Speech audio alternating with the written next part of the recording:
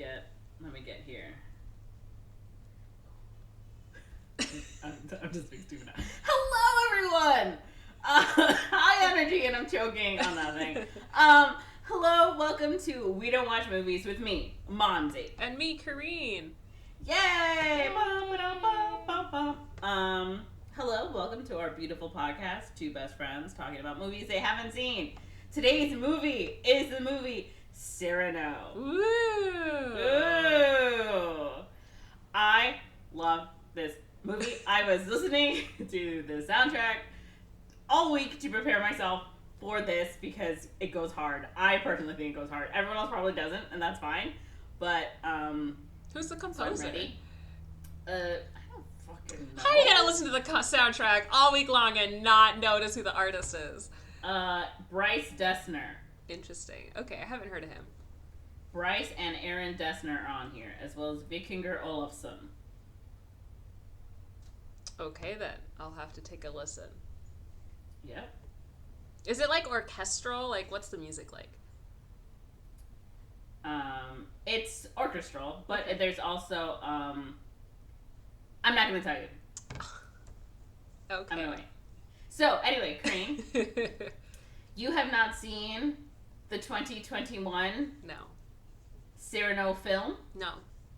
So, Corinne, pourquoi, why, dare I ask? My energy's really weird right now, and I'm so sorry. That French Duolingo is coming in here. Pourquoi? I haven't used a French Duolingo in many, many a years. Well, clearly something stuck. Mon frère, le pomme et rouge, no. El pomme et rouge. I was gonna say the feather, the red feather. The apple. The red apple, yeah. The red apple. Okay. Okay. All right, so I haven't seen this movie because I didn't know it existed. Classic. Classic Korean move. I didn't know this movie came out in 2021. I think I saw one trailer. And I was like, oh, it's that movie about that thing. And then I forgot about it. And then you watched it recently. So I was like, oh, it's a recent movie. I watched it a few months ago. I thought you saw it in theaters. So I'm surping it was 2021. I didn't see it in theaters. Let's talk about me now. Okay, let's talk about you. So yeah, I'm telling you, my energy's so weird right now, and I'm so sorry. I love it. So, I love it. What were we talking about? Yeah, so I saw a billboard for the film. Okay. I've never seen a trailer until earlier when I was looking for a trailer, and I watched it like 2 times because I loved it. Mm-hmm. And I was like, Cyrano, because I love the play Cyrano de Bergerac. Yeah. I've seen the 1951 film with Jose Ferrer, I believe is his name, who won an Oscar, one of the first Latinos to win an Oscar. Oh. For Best Actor.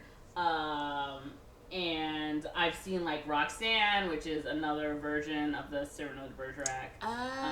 With Steve Martin. Is that where that song comes from? No. Oh. I like how you thought you made a connection.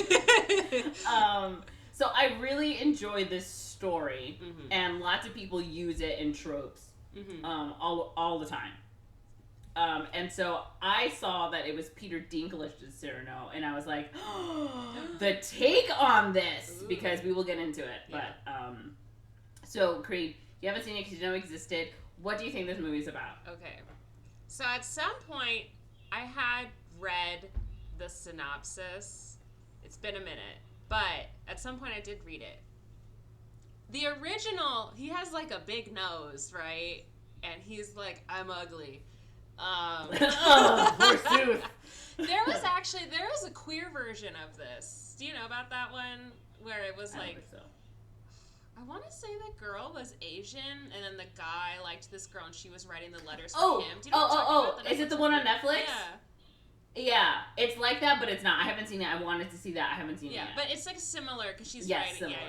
Yeah. So... Because she also has a crush on the girl. Yeah, she has a crush on the... Yeah, it's like cute and gay. So...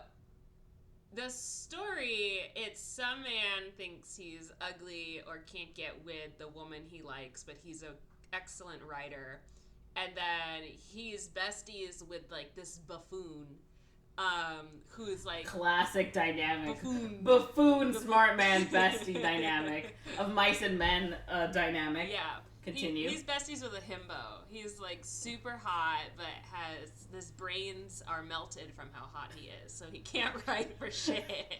That's the problem with hot people. Is not that they're dumb; it's that they're too hot. The temperature that their brain cells melt. Classic. Yeah. You know, it's okay. They don't have to develop it. It's everything went into the looks, so that it's drained the resources from the brain material. I see. Yeah. Okay. So, anyways, so I don't know how, but at some point, like, the lady loves how Cyrano writes, but doesn't know it's Cyrano and thinks it's the himbo. And they continue this thing, and then Cyrano's like, oh, I feel so bad, but also, like, at least I'm helping my friend.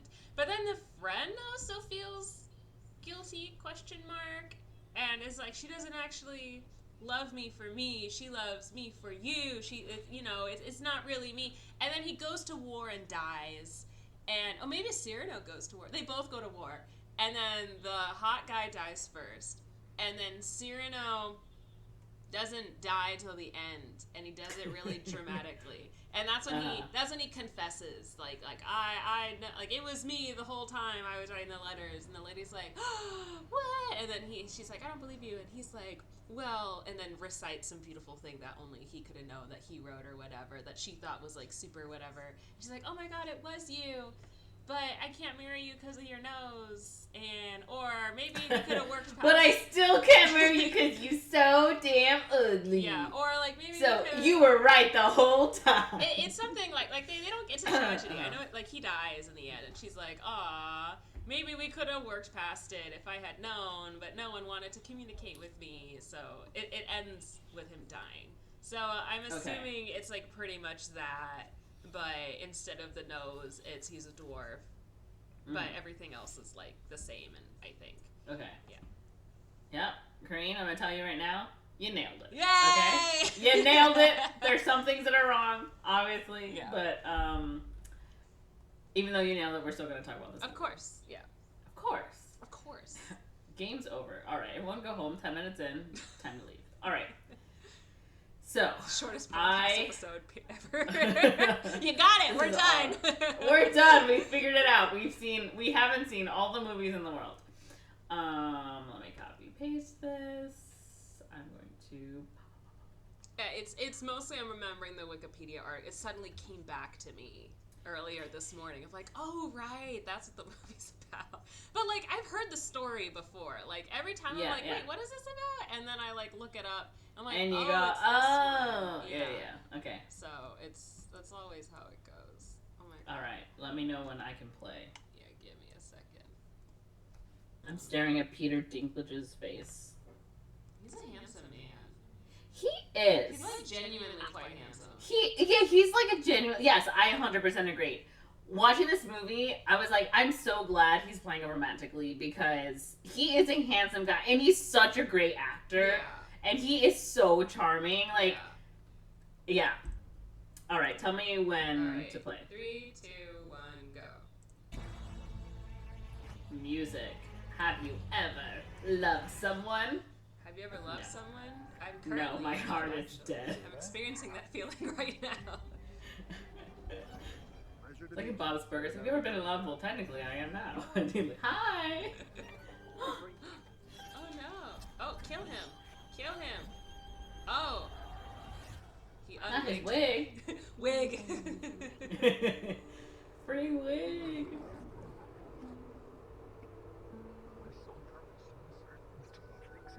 I feel that. Roxanne! Someone like me and a tall, beautiful woman. We have no money. A clever marriage is their only option. Ew, sucks on her I'm not fingers. love. Does that mean nothing to you? Children need love. Adults need money. Yeah, that's right. I need money. Give me money. Joe Wright. Okay. Oh, she's singing. Is this a musical? Yes, it was a shock when I watched it. I'm gonna talk about it. But yes, Joe Wright. So you know it's great. That's why you do. Or at least he gets like the romance right, you know. She sings well. Yeah. I am madly in love. Perhaps he feels the same. Oh, they're besties. Of your love.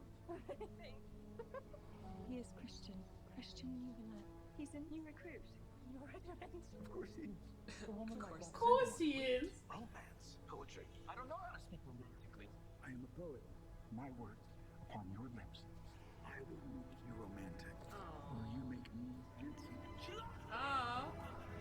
Oh. I'll make you handsome. He's singing too. Those are my dance moves. The sleeve work. I know. Oh. Ooh.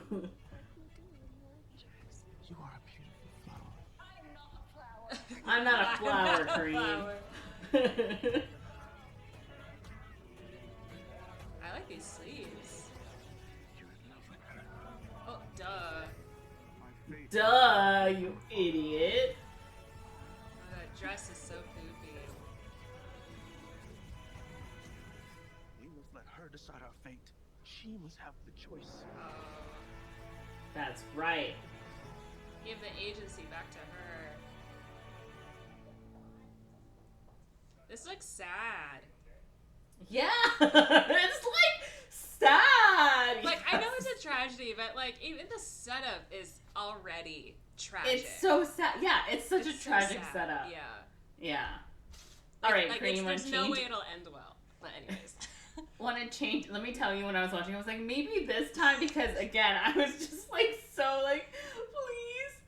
Anyway, we'll get into it. Yeah. But anything you want to add, change, or just thoughts you want to add besides it's so sad?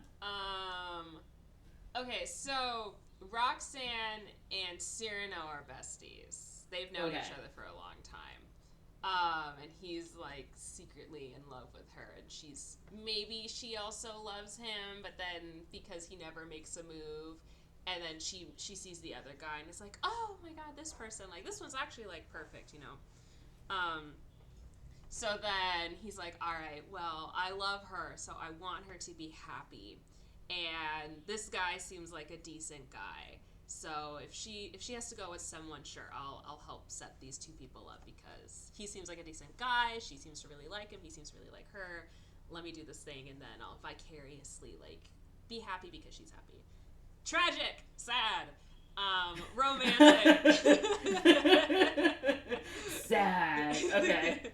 Sad. So then he is like, I'll help you write. Like, I think the new guy maybe sees his writing, and that's why he's like, oh my god, you write so beautifully, can you like help me? Okay. And then he's like, okay, sure. So then they do that, and it seems to work, but then again, he can't speak how he writes because it's not his words. So then she's kind of like, oh, there's something wrong with him in his letters, he's so perfect, but then in person there's something weird going on. It's like online dating when like you're writing with someone and they seem one way, and then like in 90 Day Fiancé they finally meet for the first time and they're like, ooh, this is not like the person that I thought you were, right? It's like old school catfishing, except it's not the face. It's like, it's actually him, but the words are not him.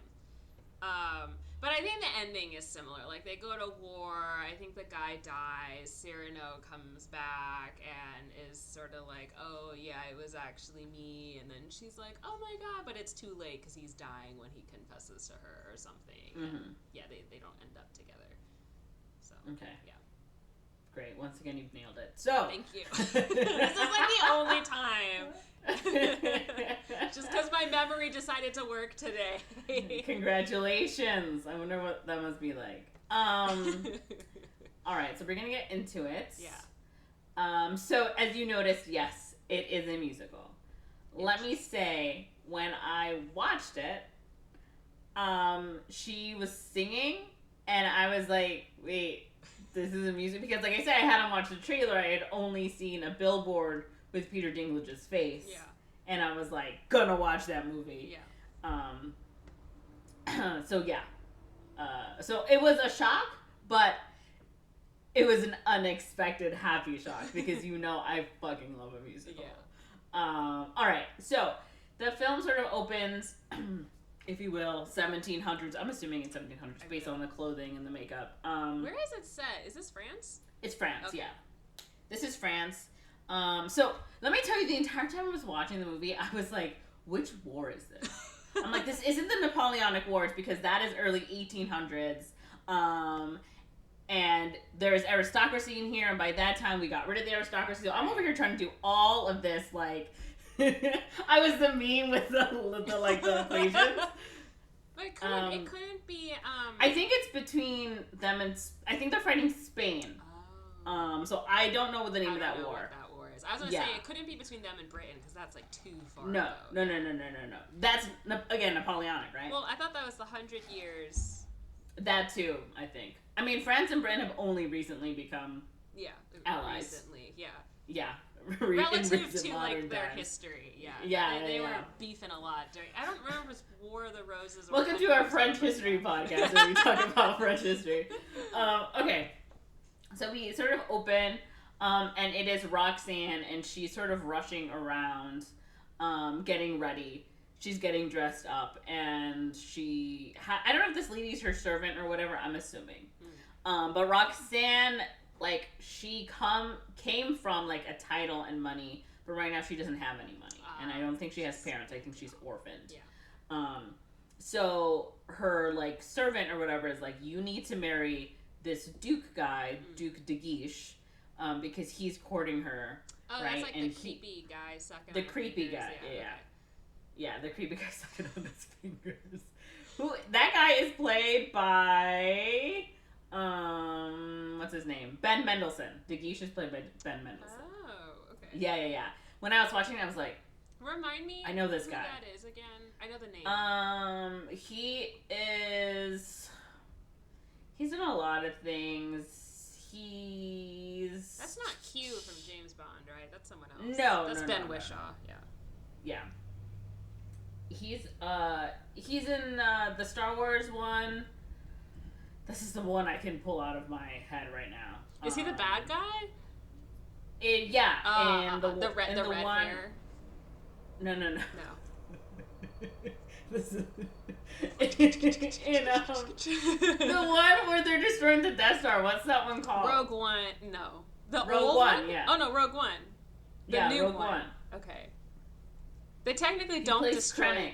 Do they destroy the Death Star in that movie? I thought they all died. Yes, they blow that was up. my point. Okay. They blow up on the beach. That's right. Diego Luna and the white girl blow yes. up on the beach, right? Yeah, okay. He's the bad guy in that one. Okay. Ben Mendelsohn. Okay. If you just Google his face, Sure. you'll see it. I'm not going to do it right now, now, but I believe you. Yeah. Okay. Thank you. We haven't even started the movie. Anyway, she's like running around getting ready. She's gonna go to a show, the theater with Duke de Guiche, and the like servant is like, here, put on the dress he gave you. He gave you a dress. She's like, I'm not gonna put on the dress because I don't want him to think that I'm like desperate for money and his attention and stuff, right? And also she doesn't love him, and she's like, I want love. And the lady, like you saw in the trailer, is like, you don't need love, you need money, right? Like, you are very close to dying, we're like super behind on our rent here, like, you need to marry him and get over it. But as you saw, like, he's old, he's vain, he's totally an asshole, but he really wants to marry her. And so as they are on their way to the theater, she's singing that song. I am gonna pull up the songs because songs are actually really important.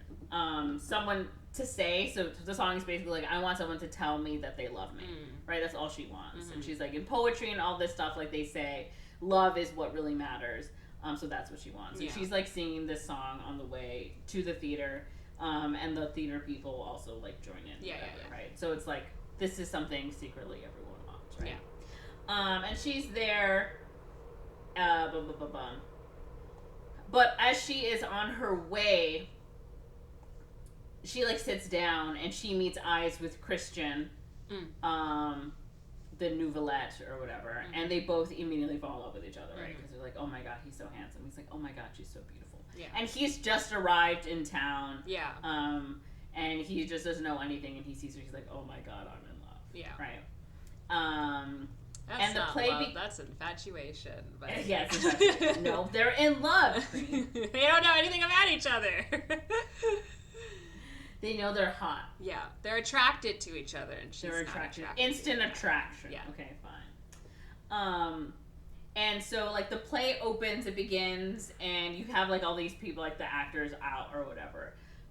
And one of the actors is doing like a soliloquy or something, and all of a sudden you hear someone be like, "I thought I told you never to be here," or whatever. And the actor on stage just like continues. He's like, "I told you suck. Like, stop it. Like, get off stage." And you see Cyrano de Bergerac. He comes down from like the rafters or something. Super cool because he's the best. And he's like, "Hey," to the lead actor, like, "You suck. Get out of here." And the lead actor's like, "I'm not gonna let you run me off." And he's like, "What'd you say?" Like, and he's like, "Oh no." So he like is basically run off. And the theater owner is like, "Dude, I'm gonna have to give all these people their money back." And Cyrano's like, "Here, just give them their money, whatever." So he's like, "Okay, that's fine. I'll give everyone like a refund." He didn't lose any money, right? But everyone still gets their money back. And Cyrano de Bergerac, he is, he's like part of the guardsmen. Like he's one of the, I think he's like the second highest rank or whatever. And so everyone knows him, and everyone was waiting for him to show up because they knew, because he does this all the time. Like he comes into the theater because he hates his actor. He always comes in and is like, "Get the fuck off stage," right? So they're all expecting it, and then the Duke de Guiche's, he has like a buddy, right? This hoity-toity French nobleman who is like, "Excuse me, small little man," basically, right? Like, "What do you think you're doing?" And starts insulting him for being small. Right. And Cyrano was like, "I'm not gonna like fight you, like it's stupid. I've heard it all before." And he's like, "Oh, like you don't want to fight me? Why don't you want to fight me?" Right? And he like smacks him with the glove. He's like, "All right, you want to duel? Let's fucking duel. Let's go." And Cyrano is known as being the best sword fighter. He's like the best fighter. Of the guardsmen. So everyone's already like, dude, done fucked up, right?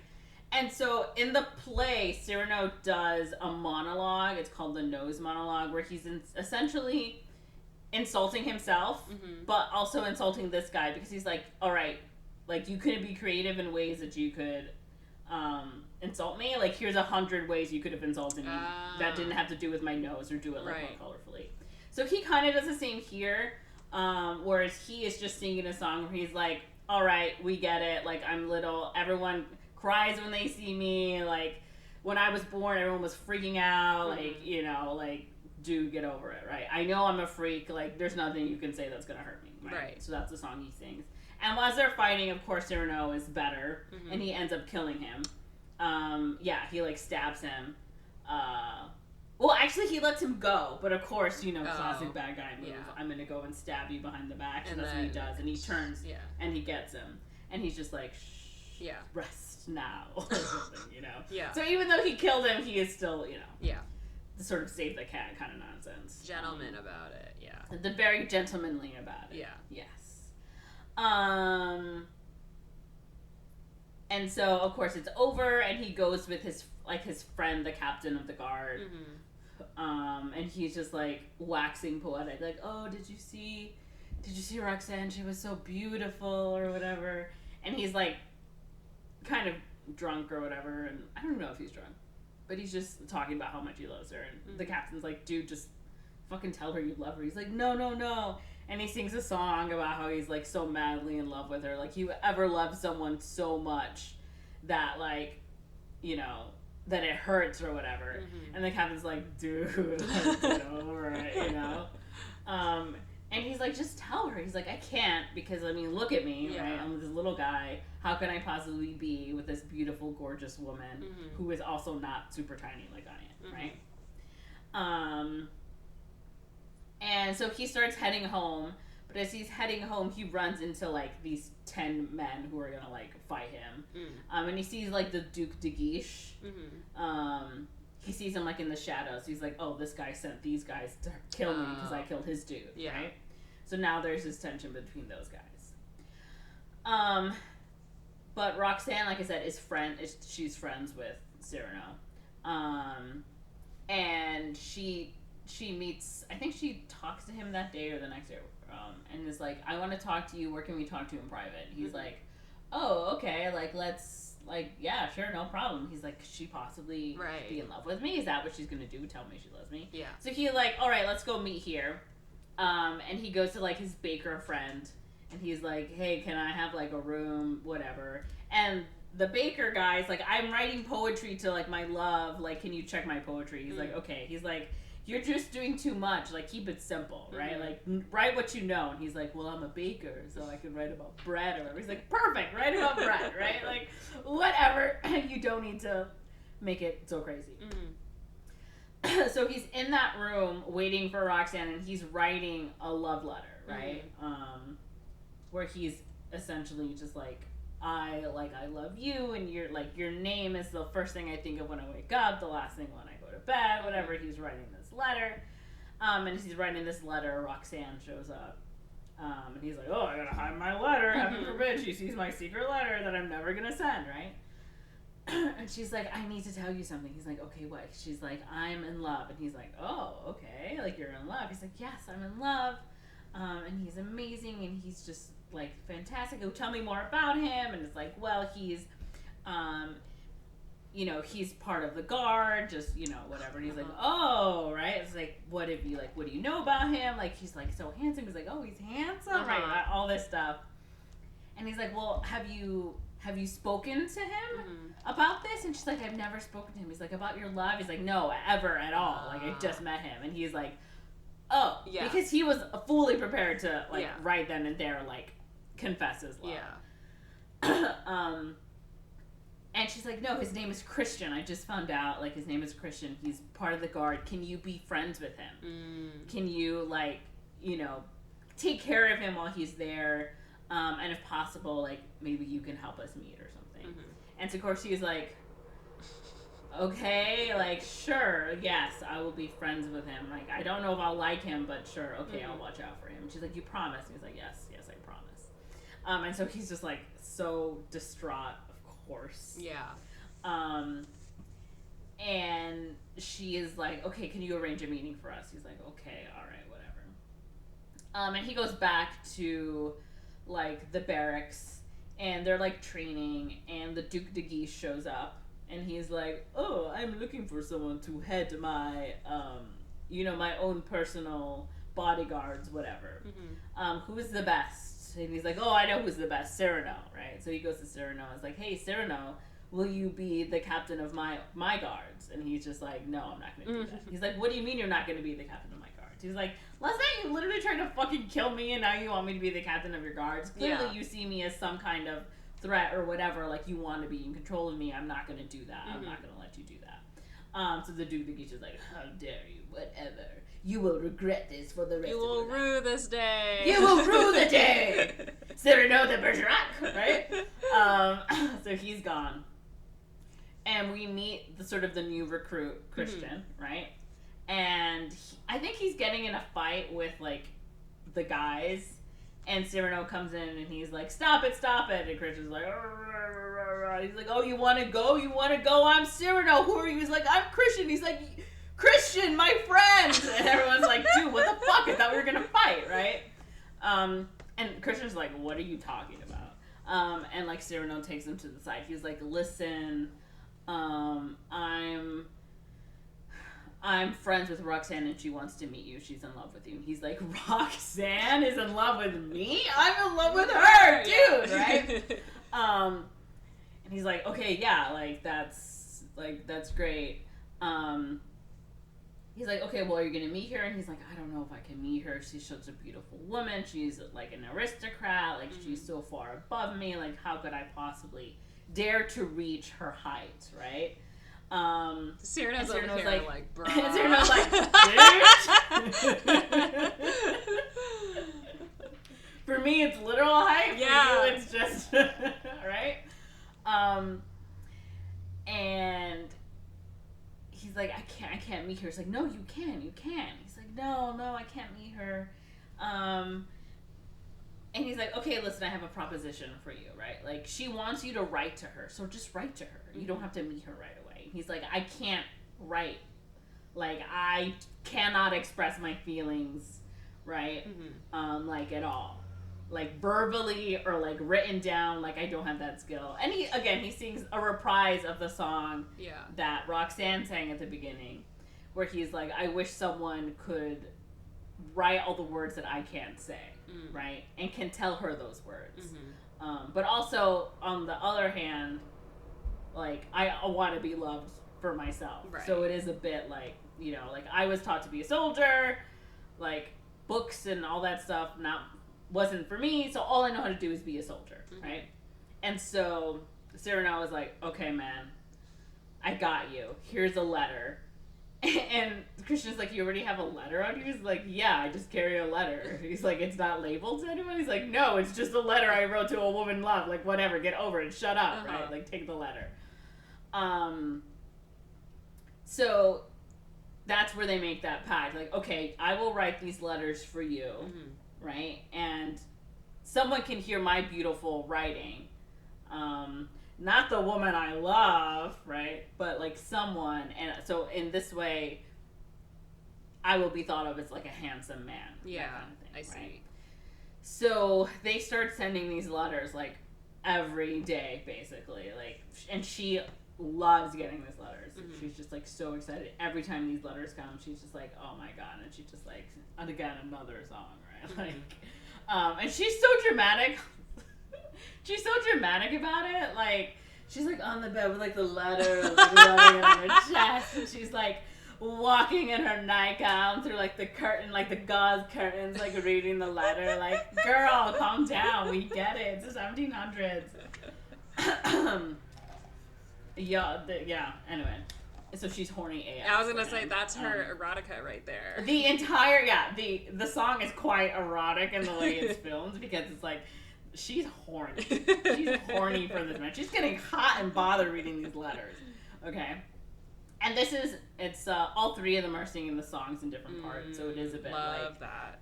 Yeah, yes. So it's like, Cyrano's writing about, like, you know, like, all this stuff, and, like, him, and, like, you get to read my words, but you don't know, you know, it's all this stuff. And then Christian's just like, man, I sure wish I could express myself, but I can't. Like, it's so stupid. Where, like, the other two are singing, like, it's so hot and sexy. And he's like, I'm trying to learn, but I don't know what I'm doing, right? But I'll deliver these letters. And so, finally, Christian and Roxanne meet up.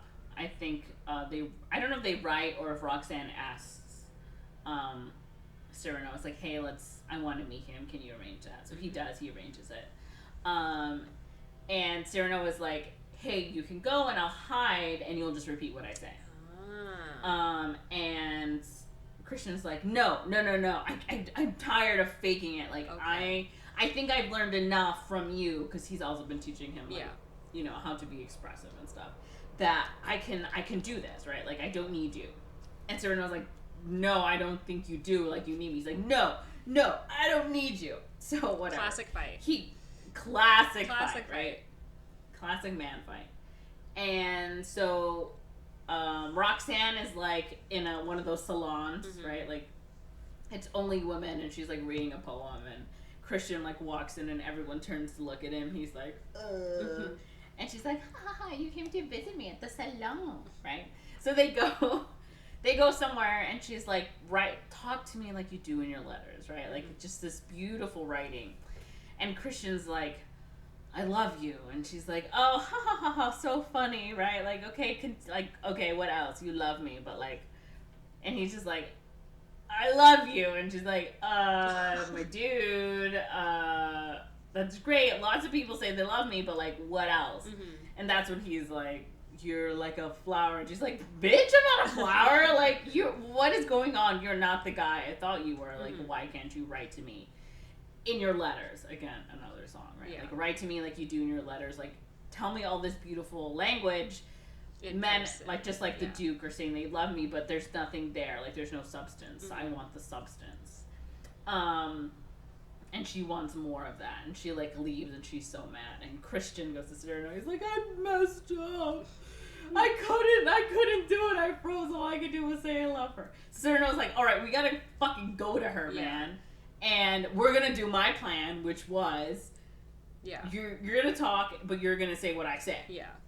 So it's like, you know, I'm gonna use like an alleyway, Romeo and Juliet kind of thing, where she's at the window, you know, at the balcony, and Christian is there, and he's like, you know, hail and well met, whatever nonsense, right? Like, hi, I'm here, and he's repeating Cyrano's words, but he's like very stilted, right? Like, I'm as strong as Hercules or whatever. He's mishearing and he's mispronouncing things. Yeah. So she's like, why are you talking like that? Come closer. He's like, no, I can't come closer. Except they're, you know, it's like a doorway, and so they're hiding behind like the doorway. So until finally Cyrano is just like, I'm just gonna fucking speak for you. So he starts speaking about like, you know, how much, you know, all this beautiful stuff. And she's like, why is your voice different? He's like, because I can be myself around you, right? Like, I don't need to hide who I am. And she's like, oh, that's so deep. He's so deep. Right? You know, that kind of nonsense. And she's just like, you know, I love you so much. Like, it's, life isn't real or whatever. And of course, Cyrano now is able to express himself, you know, verbally with her. So everything, again, is beautiful. But he also let slip that, like, oh, I saw you last summer and you were wearing this dress and you looked like this. And she's like, how could you possibly have known this? We didn't know each other then. If you knew me, why didn't you say anything? He's just like, right? And so he's singing this song and he's, like, seeing her, like, how in love, you know, she is, and of course putting himself in that position. Yeah. But she's like, if there's anything you want, like, what do you want? And Christian's like, a kiss! And Cyrano's like, no, not a kiss! Like, we don't want a kiss, that's too much to ask. And she's like, if you want a kiss, come here and take your kiss. So Christian goes, and he climbs up, like, whatever, the balcony, and they have their kiss. And of course, Cyrano is like, I mean, on the bride, like, A, I did what I was supposed to do, but B, like, he's, of course, he gets the girl, right? Like, they're kissing. This sucks. Yeah. This really fucking sucks. Yeah. Right? So she forgives him, obviously. And Cyrano walks away. And as he's walking away, he runs into a priest. And the priest is like, hey, do you know where Roxanne lives? I was told to give this letter to Roxanne by the Duc de Guiche. And of course, Cyrano knows, you know, he's not the greatest dude. So he's like, okay, let's go. We could take her. So they go, and they have the letter. And the priest is like, I was told to give you this letter, and I couldn't leave until you told me I could leave, basically. You were supposed to tell me what to do next. So Roxanne opens the letter, and the letter is like the Duc de Guiche, and he's like, Roxanne, I love you so much. He's like, tonight is the night that I finally take you, basically, right? Either I take you as your husband, which is why he sent the priest, or you can send the priest away, but I'll still do it anyway, so it doesn't matter, right? Okay. So essentially, either it's marital rape or regular rape, right? Like, yeah. Right? Super gross. But she doesn't read it out loud, she reads it to herself. And the priest is like, so what does the letter say, right? Because he has no idea what's going on. And she was like, he sent you here to have you marry me to Christian. Okay? Right? And the priest is like, okay. Right?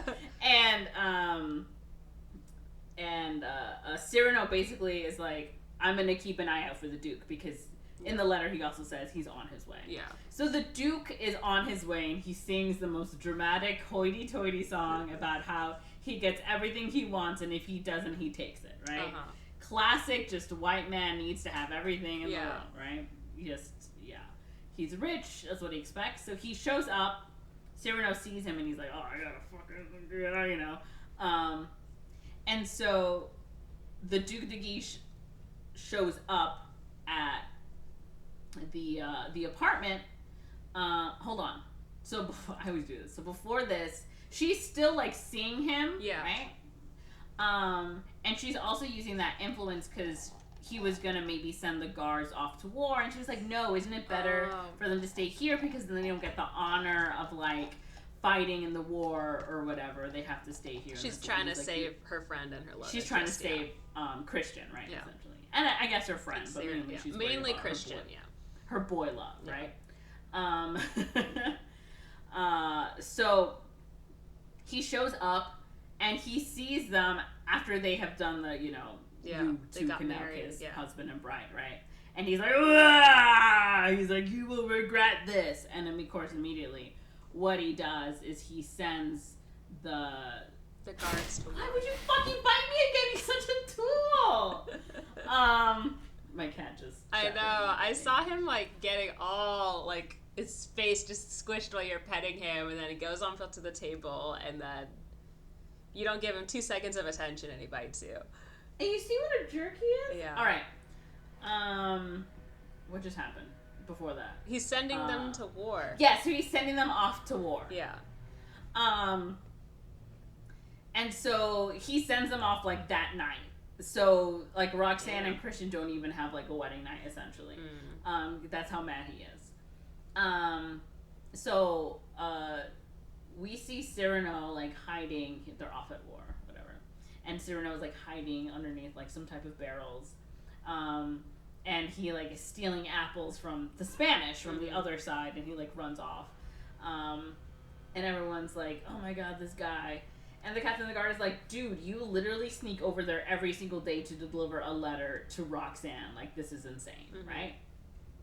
And now Christian knows that Cyrano is writing letters for him, but he doesn't realize that he's sending letters every single day. Oh. Yes. And of course, they're at this war, and it's awful. And so, everyone there is super depressed. There's no food. They basically know there's just kind of no way to survive. But then the Duke of the Guiche is given there's going to be a battle. Who should I send? Should I send the most experienced people to get slaughtered, or should I send these people I don't care about, which were the city guards, right? So he's like, "Suicide mentioned city guards. It's cool, right?" So every member of the city guard basically knows they're gonna die. And there's this super sad song where they're just "Here, send this letter to my love," or whoever it is, and let them know I love them, last words and wishes. And that's when Christian approaches Cyrano, and he's like, "Dude, you've been sending a letter every fucking day to my wife?" And he's like, "I've been doing it for you." He's like, "Oh my god, you love her." He didn't even really realize until that moment. And he sees that the letter that Cyrano has now that he was gonna send because they're on a suicide mission had tear stains on it, and he was like, "Dude, you are in love with her." He's like, "She's not in love with me, she's in love with you.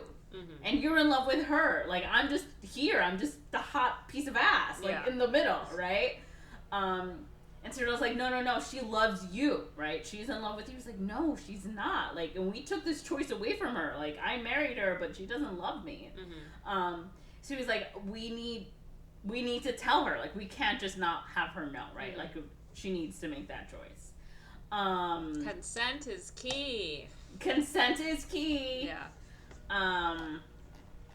So he's like, "You need to tell her everything." And, of course, they have to go out. They're being called out, so they're getting called out. And, of course, as you called it, Christian dies. Yeah. He is killed. And basically every single person is killed except Cyrano. He is able to survive, just, barely. But he comes back from the war, of course, a troubled man. He's wounded, and he's ill. And it's 3 years later. He's poor. Before he was pretty well off. Now he's poor. He's sick. And he's writing all these letters to Roxanne, trying to explain, right, that I was the one who wrote you these letters. It wasn't Christian. And Roxanne is now living in a convent because, your husband dies, what are you going to do? Join a convent, right? So she's there, and she's like, "I'm never going to love another man," whatever nonsense that they did at the time. And so Cyrano visits, I think at least once a week. And so that's the highlight of her week is when she meets Cyrano. And so Cyrano shows up, and she's like, okay, like, let's go, like, let's talk. And he's like, he's like, you love Christian, right? And she's like, of course I loved Christian, right? And she's like, I still think about him, it's so sad, it's so tragic. And he's like, can you read me the last letter? Do you carry it with her? She's like, yes, I always carry it with me. And so she's reading the letter, and he finishes it. And she's like, how do you know that? And he's like, I am the one. I am the one who wrote the letter. I've written you all of the letters. And Roxanne is like, you wrote all these fucking letters, right? And she's like, and Cyrano, like, falls over because he knows he's dying or whatever. And she's like, you can't leave me now that I know that you were the one. I was in love with you this whole time. And she's like, I loved you even before you wrote me letters. Whoa. I was just afraid you would never love me back because I am not good enough for you. Right? And he was like, no, I love you. And of course they sing a duet. They sing a song where, you know, about how much they love each other. But when it ends, so I forgot to mention this, in the beginning, Roxanne's song, she's like, I would swallow my pride and tell you I love you. But in the end, as Cyrano is dying, she's like, I love you. And he's like, and I love my pride, because he was never able to swallow that pride and, like, take that rejection, and he dies. And so she is left, once again, alone with no man. And he dies in her arms. And this is why we confess our feelings instead of bottling them up inside. Never to you hear reveal. that, listeners? This is why. This is why. That, because I'm very much, if I like someone, I do the mental thought of, like, can I handle the rejection right now? And I go through, what will I do if I get rejected? How will I feel? How will I handle? How will I take care of myself? I go through all that. I come up with my little plan. Okay, yes, I can handle it. It's fine. And then I confess my feelings. And then I go from there. Because it's, if they like me, great, we move forward. If they don't like me, great, I can move on. They should have done that here. And this is more reason to. Because I know certain people in my life do not like to confess their feelings when they have feelings. And they would prefer to just hold it in their chest and hold on to it until they die. And I'm like, no! I'm on Cyrano's side on this one. No. I'm on Cyrano's side on this one. I think it's better to die in the arms of your love. You could do that without not telling them you love them. I don't know. I think I like this plan. I am going to find someone, and I'm going to write letters as them. And it ended well for Cyrano de Bergerac, so no. It's going to end well for Monze. That is so sad, though. Isn't it? I knew she was gonna be like, I loved you even before. I just wasn't sure. You never reciprocate. You never let me know. So I just assumed that's why, like, of course that's what it is. Yeah, it's like you're such, like, you're a well-spoken man. You're so educated, right? That's like, clearly what she's into. Again, like, the fact that she's like, I don't know if I'm good enough for you. She's in love with Christian because she thinks he has the qualities that Cyrano has, except he's a hunk, right? Like, that's it. Yeah. See, all right, Corinne. It's not about what you look like. It's about the conversation. It's about the conversation. Thoughts, opinions? What are we thinking? I mean, when I was thinking about it when you were talking about it, I was like, this really is just such a good story, though. Like, isn't it such a good story? Which is why it's constantly remade, because it's such a good premise. Yeah. Right? It's such a good premise. Yeah. Even if you don't add, like, maybe the guy has dwarfism or he has this crazy big nose, right? Like, it's such a good premise. Yeah. It's so good. It's really relatable. Because it speaks to, again, I love this person, but I don't know if they love me back, and I'm scared of rejection, right? I'm too proud to handle the rejection.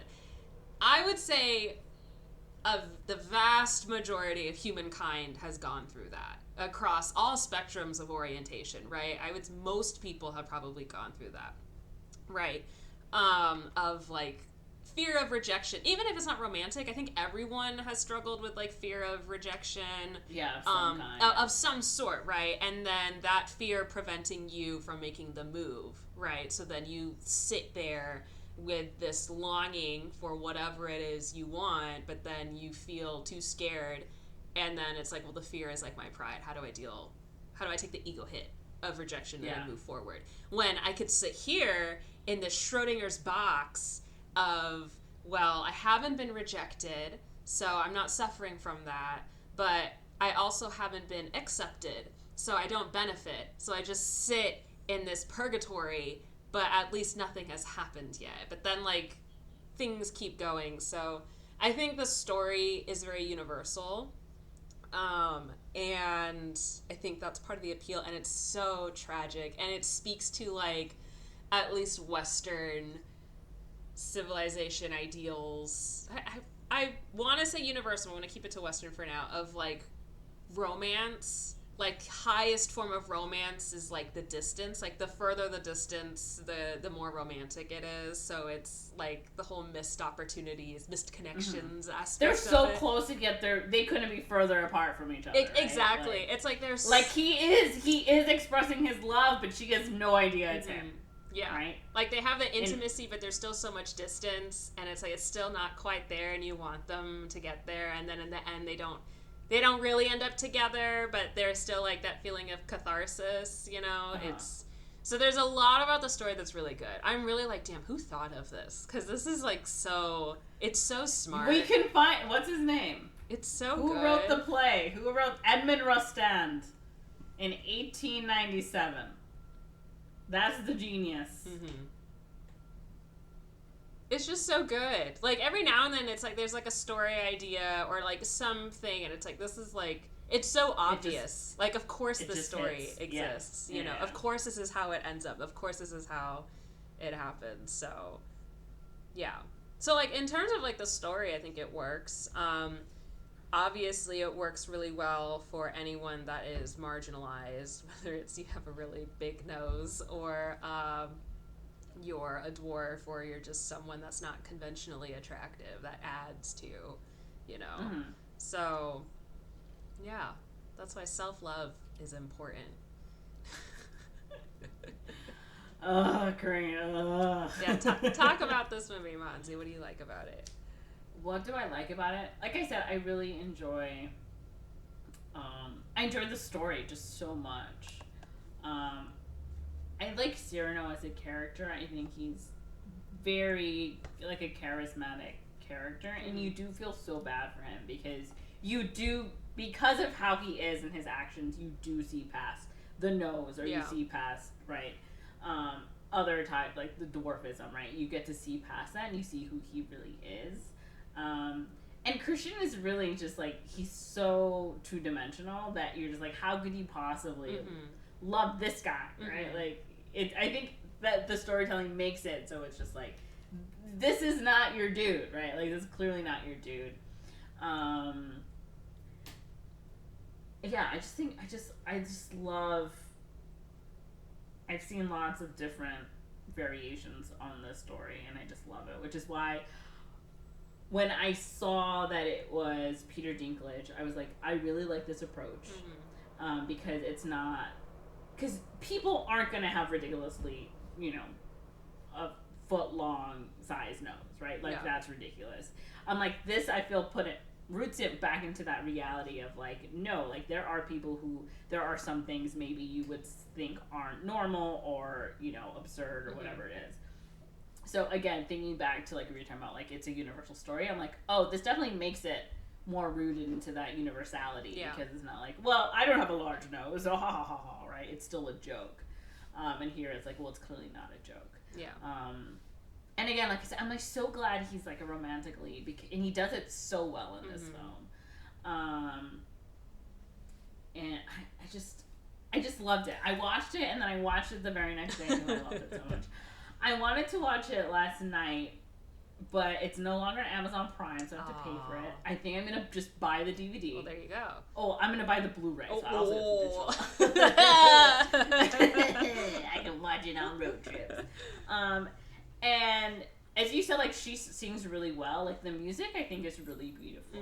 And one of the things you kind of you can't see because I'm telling you about it, or maybe you saw in the trailer. Like, there's like all these little dance sequences that are, again, rooted more in reality, right? Like, okay, we're dancing, we're soldiers, we're doing this fencing, or like we're baking, but also we're doing like it. So I liked that aspect of it. Like, the visuals, of course, are beautiful because Joe Wright, he's a beautiful storyteller.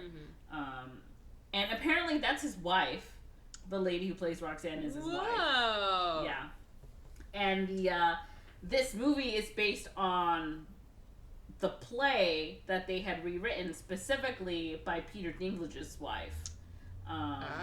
So it was originally a play, Cyrano, and then they adapted it for the screen, which, again, is, like, interesting. Like, oh, I did all this research that day because I was so into this movie. I recommend just listening to the soundtrack. Yeah. I'll, of course, recommend you watching the movie, but even if you don't, I think listening, to the songs will give you an idea of, like, again, how they're feeling. So, like, the musical aspect, too, again, I could talk about this. Please speak to it. We haven't done very many musicals, but I think musicals as, like, a film is such an interesting genre, and there's so many other layers to it, because then the music is part of the storytelling. So I want to hear more about what you think about that in that aspect. Okay, I forgot what I was saying. You were saying the musical... Yeah, so, again, I haven't seen the musical version of this.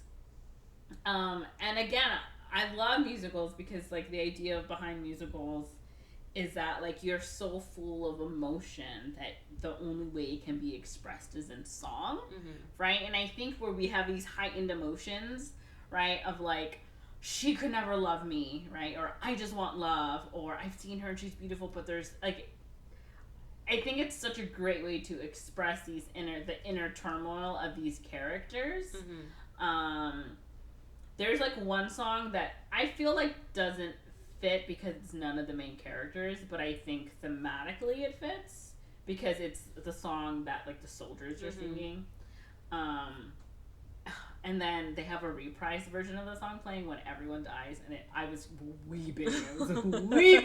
It works. Yeah. But, so, again, I just think it's so great that in this movie you can see them express those thoughts and those feelings. And like I said, right, like, when Roxanne is reading the letters, it's, like, very erotic the way she's doing it, but because it's set to music and to song, it's like, okay, this is a bit more believable. Like, yeah, she's hot she's hot for him, but it's like, okay, like, if you were, I don't know, a 15-year-old girl reading a text from your friend listening to music in your room, you'd be like, you know, on your bed, legs up in the air, like, oh my god, like, the cute boy just texted me, right? So it's like, again, those parallels, it's so good. It's so great, and I'm really sad not many people went to see it. It was, I believe, a box office flop. But I love it. I think most people who have actually seen it are like, love it. I don't know if that's true, but I'm putting that out there. That is my fake fact for today. I see. I think it unfortunately suffered from COVID because it came out in 2021. Otherwise it probably would have been a bigger hit. Yeah. I think also because it's a musical, like, I didn't know because I didn't see the trailer, but I think some people are, again, still put off by musicals. So that could also limit the people who might want to go see it.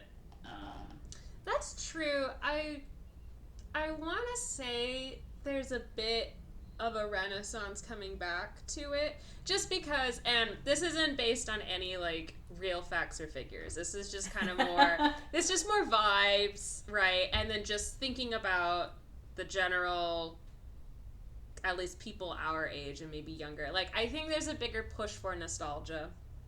Musicals are nostalgic, right? And I think they're a bit more mainstream now, because of, like, I mean, Glee is old, but, like, Glee certainly helped bring, like, musical back. We've had other similar things, like Crazy Ex-Girlfriend was a musical show, right? Gallivant, and other things. And now we're getting, like, the Mean Girls musical, and we're like Beetlejuice is a musical, right? Like, that's not a movie musical, but it has a musical production, right? And then the remakes of the Disney movies as live action, and some of them are musical, and when they're not musical, people get upset that they're not. Like, with Mulan wasn't a musical and people were upset. And then now we're getting the Wicked musical as a movie, right? So I think there's kind of this, like, coming back. I don't know if it's the market resurgence. Resurgence. I don't know if it's the market pushing it, or if it's people want it, or if it's both, but I think that nostalgia is working. So I almost feel like if it was marketed as a musical, more people would want to see it. Like, I didn't know the fucking Wonka prequel was a musical. And then when It was? Yes! I haven't seen it. Yeah, it's like, I literally just put it on just to put something on. I didn't even want to watch it. I don't want to watch it. I don't like Timothy Chalamet, whatever his name is. Yeah, but then, like, I put it on, and it was a fucking musical. And I was like, these songs are kind of charming. Like, it's kind of cute. And I enjoyed it a lot more than I expected, and I kind of wish they had marketed it as a musical, because I think I heard one song on my Spotify or something. I was like, this isn't the Wonka movie. What? But it's it's cute. Like, it becomes more, the charm kicks in because it's a musical, you know, and actually makes it way more enjoyable than if it wasn't a musical. I enjoyed it a lot more. And I wish they had marketed it as that. So I wonder if the marketing is still worried about the perception of musicals, but I think people are more open to it, or it could be like a selling point for the right audience. Cause I can see that, because if you think of, like, people our age, we grew up on the Disney Renaissance, where every movie that came out was a musical, and we just accepted it. Yeah. I still feel like it's a hit or miss. It's true. Today. Yeah. It's I can see where you're like, more movies are musicals, but again, I don't think people are doing marketing well. No. Like, people went to see the Mean Girls movie and they didn't realize it was the musical. You know, like you said, the Wonka prequel was a musical, and they didn't, you know, market it that way. I think they're scared to market them as musicals. I 100%, because I think, like, if we go to the one we did, what's the one we did? In the Heights. Yeah. Right? Like, that was a movie musical. They obviously made it, marketed that way, and unfortunately it wasn't a big office success. Big box office success, even though I went to see and dragged all my friends because I knew it was going to be amazing, and it was. Right. So, yeah, I think there is still a bit of, like, apprehension. I think specifically in theaters to watch musicals. Yeah. Which musicals should be seen in theaters, because there are these big productions. It's the sound, like the spectacle. The sound, the music, the visual, the dancing. Like, you should always see a movie musical in theaters. So that made me even more upset when I watched it. I was like, I wish I had fucking known this was a musical, because I was like, oh, I'll just watch it later. I know it's going to be a drama. And when I watched it, I was like, it's a musical. And I need to watch it 20 times in a row, right? Right. I think that helps it too, right? Lets the tragedy go down easier, because you've got these songs, you know, going, and you're feeling it in a different way than you would if it was just, like, straight through tragedy. Yeah. It's like, it's sadder, but it's not as heavy, I think. Yes. Yeah. Because you're like, I can sing the song about how terrible they're feeling. Yeah. But also it doesn't hit, like, it doesn't sit like Thanksgiving dinner. Like, you can process it. It's not as depressing, but it's tragic. It's tragic, but it's not as depressing. Yeah. Interesting. Well, I do want to watch it. I don't know how soon I'll be watching it, and I definitely want to listen to the soundtrack. But It's interesting you said when you were watching it you were hoping for a different outcome, because that's literally the message of Hades Town. Yeah. Yeah.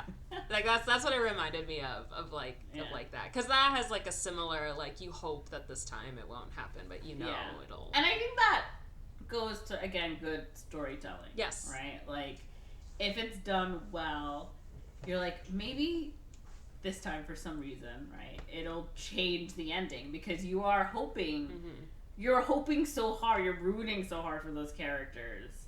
And then I think just in American cinema and Western cinema, we're not used to having sad endings. Yeah. Right? It's usually a happy ending, so it is kind of like expected. English is my first language.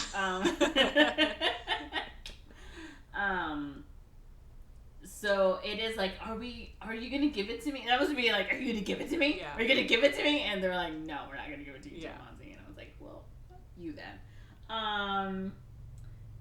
So yeah, again, I think that. Well, I was gonna say, that's why I don't care about spoilers, because if the movie is good, then it's going to make me second guess what I already read.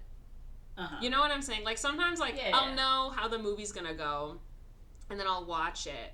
And then I'll be like, wait a minute, I thought it was this thing, though. Like, I saw the little clues here, but now they're making me think it's not. And then they do that thing, I'm like, here's how they did it. You tricked me even though I already... Exactly. I'm like, if the movie... And I think that is a testament, right, to the filmmakers in the actual film. That's why sometimes, I don't care about plot, like, knowing the plot, because it's like, it's about the journey, man. It's the storytelling. Like, how do we get there, right?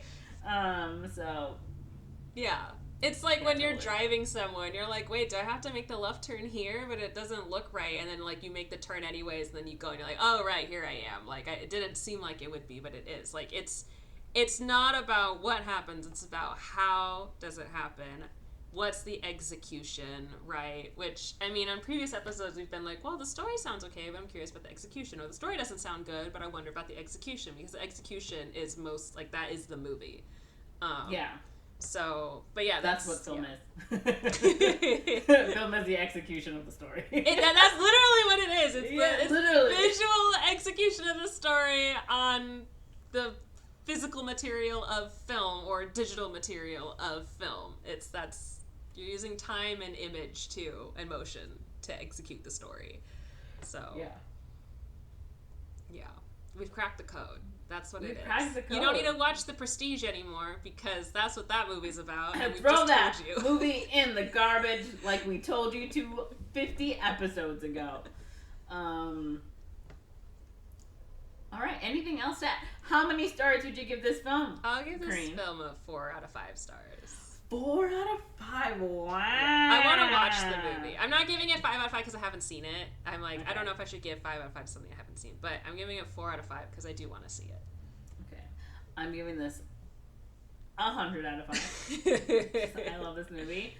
I listened to the soundtrack for like a month after I watched it. I've been re-listening to it again, like I told you this week. And I have the songs in my head right now, and I just want to sing them, but that's fine. And again, they are pretty tragic, but still so good. Yeah. So good.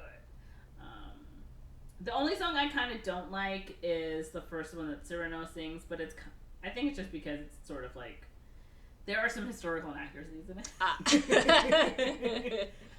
He said formaldehyde, and I was like, formaldehyde wouldn't be happening in this time in the 1700s. And I had to Google it just because I'm like, I need to make sure, and I was right. He mentions Halloween. I was like, Halloween? No! So, you know me and my historical inaccuracies, but... Was it the Huguenots, or is this the Germans? Am I thinking of the Germans when I'm thinking of Huguenots? I don't know. Or the Huguenots French? Because they had Huguenots War, so I'm wondering if that's the French-Spanish one, or if I'm just totally off. That's the group of French Protestants who lived in France during the 16th and 17th centuries. Persecuted by the French Catholic government. Oh, so they are French, but there's no war. I thought there was a war of the Huguenots for some reason. Oh, I think maybe it's the War of the Spanish Succession? This was the war that, like, France was fighting and couldn't help with the American Revolution till later, right? Was this that? Or is this something else? I think it's something else. Oh, never mind. If it's the secession one, then that's the early 1700s. Well, no, because France and Spain came to help against Britain, right? Yeah, France did help during the American Revolution. Right, but then at the later end, and I think Spain know if came. Spain. I think Spain helped a little. I don't know if Spain. I think at the helped. end. I know France for sure. Yeah. Yeah. Well, France obviously, but I think at the end it was. It's literally the Schoolhouse Rock, like, American Revolution video, and, like, towards the end where they, like, surrender, it's like the two little boats come down to corner them at, Yorktown or whatever. This is such a specific memory. It is very, and I'm like, oh, Lord. I think it was Spain and France. Like, they were calling for aid, and then they finally came down, and then Britain was like, fuck, we're fighting against the European countries now, fine. So... Oh yeah, Spain was involved, and apparently the Dutch Republic. That makes sense, though. The Dutch. Okay. Yeah, I remember the British had the Hessians. The Germans. What are they called? Musketmen? No. This is just me doing this now. Is this a sword? Sword? Sword? German. Mercenaries! Mercenary. Right. Hessians are the German mercenaries. Yeah. Okay. Okay. Well, all right. Anyways. Once again, our history podcast. Our history, film analysis, culture podcast. We're talking about everything. Okay. All right. Monze, where can they find us? You can find us at We Don't Watch Movies Pod on Instagram. Where can they find you? You can find me. I forgot what we were doing. You can find me on Instagram as well at MagicMonster. Yep. What about you, Corinne? You can find me at Instagram at Korean is Korean. That's a C, 1 R, and 2 N's. Cool. Thanks for listening. And let us know if you've watched this movie. I think we have comments on. I think you can text us, quote unquote. Don't be weird, but you can let us know if you've seen this movie and what you thought. Be so weird. Don't be weird. Like so weird. Don't be weird. Like so weird, you know? No. Don't be weird unless you're being like Portland weird. Then you can be a little weird. Don't be weird unless you're being a little freak. I'm so tired. With that, thanks for listening. We'll talk to you next time.